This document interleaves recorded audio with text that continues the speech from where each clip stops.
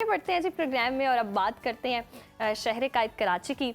शहरियों की परेशानी मज़ीद बढ़ रही है। कराची में हम देख रहे हैं कि ट्रैफिक कवानीन की खिलाफ वर्जी पर ई चालान सिस्टम शुरू कर दिया गया है। ई चालान के पहले ही दिन हैरान कुन रिपोर्ट सामने आई है जिसमें ई चालान सिस्टम फ़ाल होने के इब्तदाई 6 घंटों में 2262 चालान जारी किए गए हैं और 1,25,00,000 रुपए के जुर्माने किए गए, जिससे शहरियों ने अपने सर पकड़ लिए कि ये क्या हो रहा है हमारे साथ। और बड़ी तादाद में चालान्स पर शहरियों की जानिब से शदीद गम गुस्से का इजहार भी किया जा रहा है। किसी ने ई चालान सिस्टम को सिंध हुकूमत का नया रेवेन्यू प्लान करार दिया, तो किसी ने कहा कि सड़कें टूटी फूटी हैं मगर चालान तो यूरोप वाले हैं, ये सरासर जुल्म है।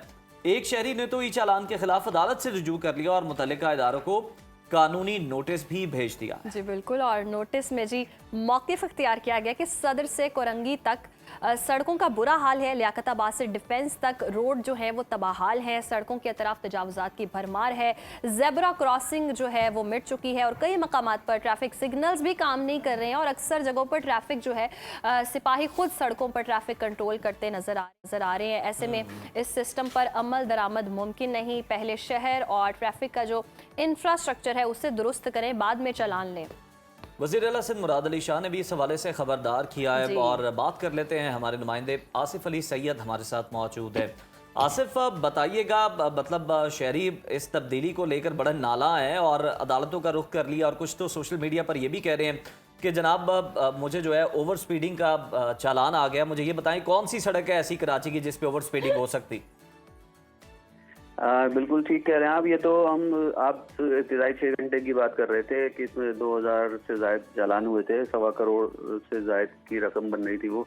अब 24 घंटे की रिपोर्ट भी उन्होंने जारी की है आज। उसमें बताया गया कि 4301 ई चालान जो है अब तक जारी हुए हैं और सबसे ज्यादा चालान जो है वो सीट बेल्ट ना बांधने पर जारी किए गए हैं और जो ओवर स्पीडिंग पर 845 हैं, जबकि हेलमेट ना पहनने पर 655 हैं।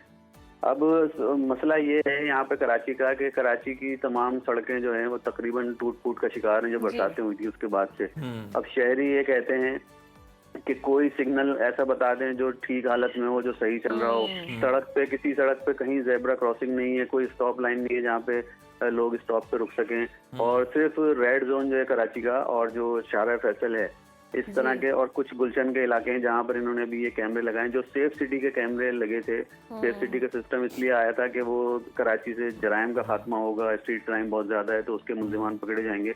लेकिन अब वो मंसूबा थोड़ा सा ऐसा लगता है कि पीछे रह गया। अब सारा तवज्जो जो है हुकूमत सिंध की भी और ट्रैफिक पुलिस की भी सिर्फ इस पे आ गई है कि रेवेन्यू किस तरह से जनरेट किया जाए और आम आदमी से किस तरह से पैसा उसकी जेब से निकाला जाए।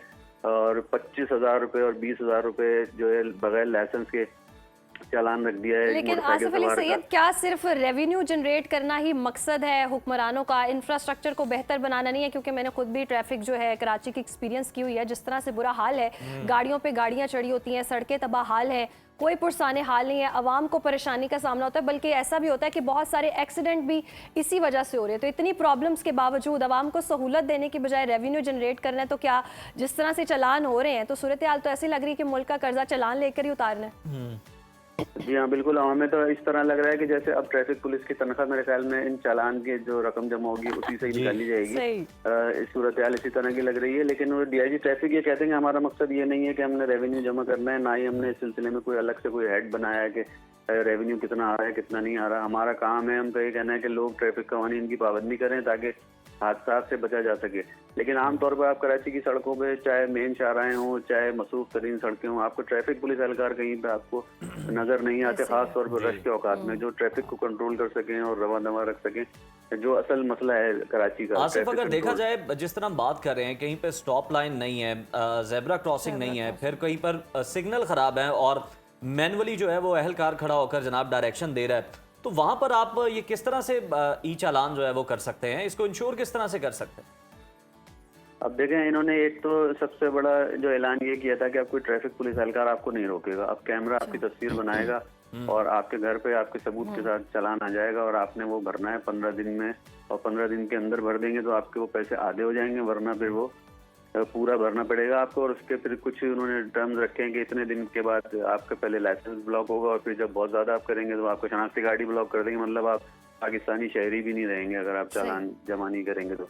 शनाख्ती कार्ड ब्लॉक करने का यही मकसद एक होता है। लेकिन ट्रैफिक इंजीनियरिंग ब्यूरो भी एक इदारा होता है जिसके ये सारे काम होते हैं कि ट्रैफिक सिग्नल्स जो हैं वो उन्होंने करने होते हैं।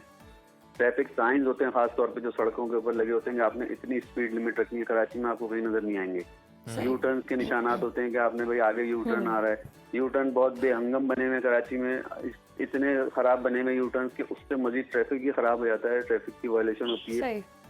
लोग भी उस पर बाज दफा उल्टे आ रहे होते हैं जिसकी वजह से हादसा भी होते हैं।